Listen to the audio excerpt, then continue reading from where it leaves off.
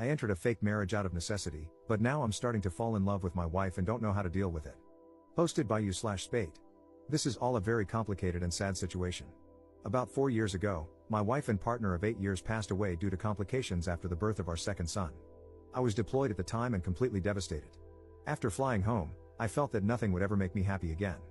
My sons are great, now 6 and 4, but overwhelming, so I asked a sister of one of my Marine buddies, Cass, to help out. She had been friends with my wife, but not close friends, and she agreed in exchange for a place to stay. At the time, Cass was only 20 years old and in quite a bit of debt due to her extremely abusive ex-boyfriend, whom she had finally left about 3 months earlier. During the first few weeks of her helping out with the boys, she asked to borrow money to see a doctor due to shaking hands. She had no insurance. I happily obliged. She was an angel, doing all the cooking and cleaning and keeping my young family together. It turned out that she had developed some sort of neurological disorder, probably brought on by repeated abuse. At the time, it seemed simple. I had good insurance, she needed healthcare, I never thought I'd be able to move on from my wife, and she was afraid of intimacy. I agreed that I would marry her but keep our relationship platonic. She promised not to burden me with her debt, and we had a prenuptial agreement and all. I know that this is fraud of the government, hence the throwaway, but we were both so damaged and needed somebody, even if not intimately. The past 3 years have been about as good as expected, if not better. Cass is great, better than great. She keeps the house spotless, has food ready every night when I get home, and has been working overnights as a baker and has almost paid off her debt. Her condition has improved greatly as well, thanks to the excellent medical care she received. With the boys, she is a saint. She tells them about their mother, shows them pictures, takes them places for fun, and even taught them how to read. Of course, the 6-year-old just finished kindergarten, but my 4-year-old is going to be the smartest kid in his class next year. Sometimes, the 4-year-old calls her mommy, but she shushes him and reminds him her name is Cass and that mommy is the angel whose picture is above the fireplace. Once her debt is fully paid off, the kids are in school, and she saves up a bit of money. She plans to go into a nursing program. Our relationship is still platonic but very caring. I've cried on her shoulder more times than I can count, and she's done the same. One night, I was very stressed out and yelled at her about something pretty inconsequential. She had taken my sons to see Santa without me. She, of course, became quite frightened, but we worked it out, and I even offered to pay for her to see a counselor. She didn't. That was 2 years ago, and while we've had minor fights since then, we've been able to work through them. She seems to understand me whenever I'm hurt, upset, or angry, and she's calming in a way that I can't explain. The problem, Reddit, is that I think I might be falling for her. I've been noticing little things, her scent, her smile, her laugh. The way she smiles with her eyes when she sees me, how much my boys love her.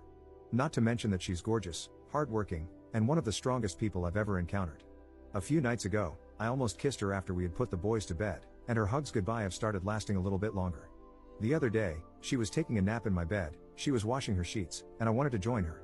Not to have sex with her, just to lay with her, hold her, and kiss her. I don't know what to do or how to even bring this up. It's been 4 years since my wife died. I can only think of a quote from A Song of Ice and Fire in which a character says, "When the sun has set, no candle can replace it," meaning that since his true love has died, nobody could replace her. That's how I used to feel, but there have been days when my thoughts are occupied with Cass, and I haven't even thought about my wife. I feel bad about it, and I still miss her, but I never thought I'd be able to move on. I feel guilty and disloyal. At the same time, I want her, not just sexually or physically, but romantically. I want to be intimate with her, not just as friends. I don't know how to bring it up. I don't want to scare her or make her uncomfortable, but this is becoming more difficult than I could have ever imagined. I was thinking about asking her to get dinner, just the two of us, and bringing it up. But what if she refuses? How can I gauge her interest? If it means anything, the other day she was having a hard time with the boys. They were restless and out of hand, so I brought her home some of her favorite flowers. She was extremely giddy, gave me another lingering hug, and even gave me a quick kiss on the lips. I was taken aback, but she pranced around, finishing dinner and putting the flowers in a vase. What does this mean? Edit. Screw it. It's been an hour on here, and you've convinced me to tell her. I've called her favorite fancy restaurant and made a reservation. Her brother agreed to babysit and let her/me stay at his place tonight if she isn't into it or feels uncomfortable. She paid off her debt this morning. Apparently, she just texted me a picture of the check, and next week is our 3-year anniversary, so that's the prelude. I'm going to tell her at dessert. I'm nervous as hell. Update 1 day later. Last night was hectic at first. Our younger son ate what he called a giant fuzzy spider, and Cass wanted to take him to the hospital, even though he was fine. Her brother, we'll call him Joe, told her he'd take care of it and basically forced her out of the house to celebrate getting out of debt. She really didn't seem like she wanted to go. At all. I was getting nervous. We got to the restaurant pretty early, but luckily, they had a table. She ordered wine, which was odd because she hasn't drunk much since breaking up with her ex, but I figured it was a time to celebrate. We made small talk for a while, but it felt forced, and I knew I had to tell her soon. Before the entrees even came, I said I had something to talk to her about. She didn't smile and told me, "I know." Joe told me. My goddamn heart almost stopped. That prick. I hurriedly told her I was so sorry, that I didn't want her to find out that way, and I had wanted to tell her myself. She shook her head, frowned, and said it was okay. She just wanted me to be happy and said I deserved it. I told her I didn't want to stress her out or make her uncomfortable, but I needed to tell her and see how she felt, and that it was completely up to her.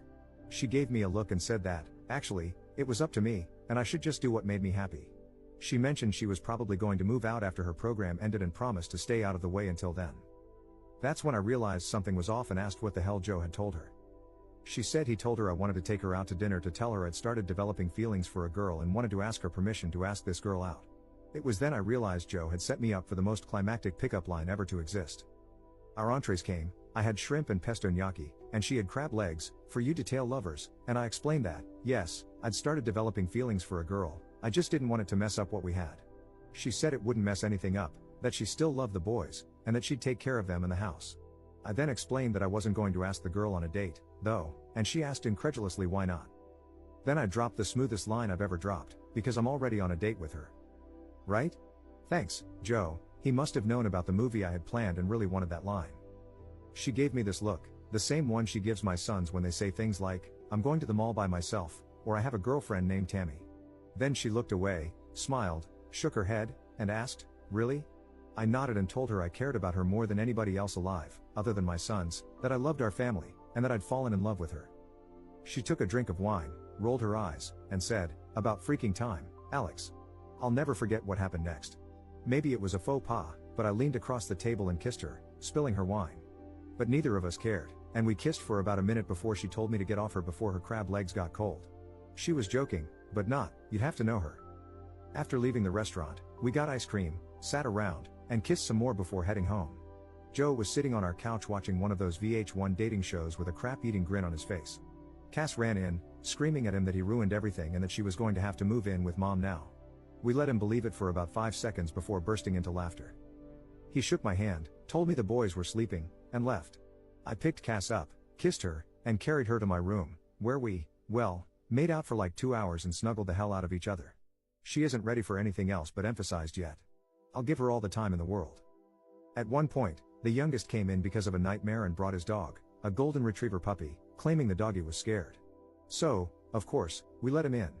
I woke up early to make everyone breakfast, and, of course, deliver it, and am about to go kiss my wife goodbye before asking my boss for the second half of the day off to spend more time with her while the boys are at school and preschool. Sorry I haven't replied to everything, I was a little busy, but thank you all for the support. Second update 2 months later. Hey everybody. I hope your workday is going well. My day has been crazy, but everything has been going wonderfully lately. It was somewhat strange at first explaining it to our friends and family, but most of them had already caught on, including my sons, who act as if nothing has changed. I'm pretty sure the little buggers knew the entire time. Anyway, last night I came home, and Cass was out of it. Dinner was burnt, which is no big deal, I can't cook well either, but it's out of character, and she was drinking lightly, only 1 or 2 glasses of wine. I asked her what was wrong, obviously concerned, and she told me that her ex-boyfriend, 30M, got parole last week. I was flabbergasted, as she should have been able to testify at his parole hearing, I believe. Apparently, the crime for which he was incarcerated was unrelated to the abuse, which I had always assumed was the reason, but Cass had been one, assured it would put him away for at least a decade, and 2, far too afraid to testify against him or press charges. Apparently, he'd been arrested for this felony, and while he was being held, he asked her to post bail. Instead, she asked my first wife for help moving out and moving on. I don't know what to do. I don't think we have any legal way to put him back in prison. She knows she should have gone to the police and feels guilt-ridden and upset about it now. I know she's going to be safe because if he tries to contact her, I'll take legal action to ensure he doesn't come near her. I've taken off work today, but I've promised that even when I go back, I'll have my buddies stopping by throughout the day. But I don't know how to make her feel safe. I've contacted my lawyer about filing a restraining order, and he said it shouldn't be too hard, but she's a mess. I just don't know how to make her believe that she's safe. I doubt this piece of crap will come around, but I know what I'll do if he tries. Third update 1 year 3 months later. Hey Reddit.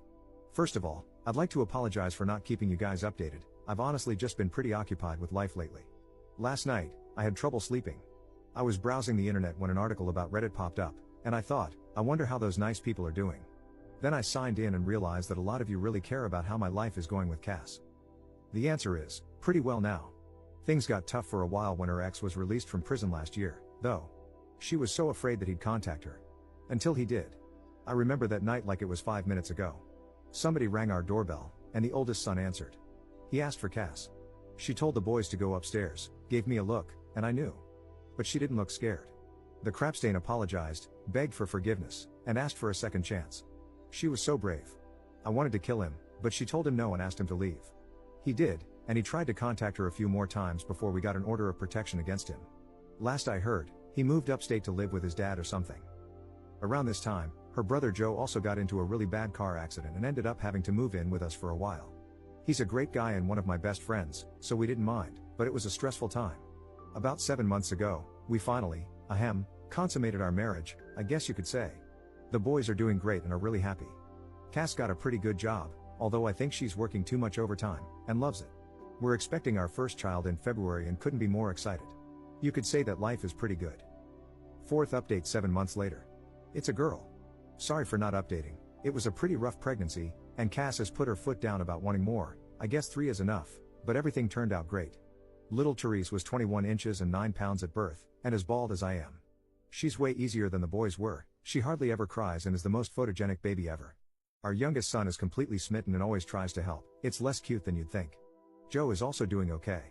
His back is still bothering him, but he's dating a girl who actually went to my high school, 2 years younger than me, though. He's pretty happy with her, and we're all very happy for him. Other than new fatherhood, not much to update. I'm home watching the baby today while Cass is out, so I should be around for a while. Fifth update 9 years 9 months later. Hey guys, it's definitely been a minute. I ended up making another account a few years ago to follow things I'm interested in. Don't get me wrong, everyone was nice enough, but I kind of just wanted to start over with an account where nobody could easily find my life story, lol. I'd see this account pop up every few years and always think about updating, but there was either nothing huge to update anyone on, or I just wanted to step away from it, I guess. Sometimes it felt like my life was being overshadowed by this great love story that everyone thought represented every moment of my life. Then they made a movie, and no, I wasn't involved, didn't see it, and I'm not going to.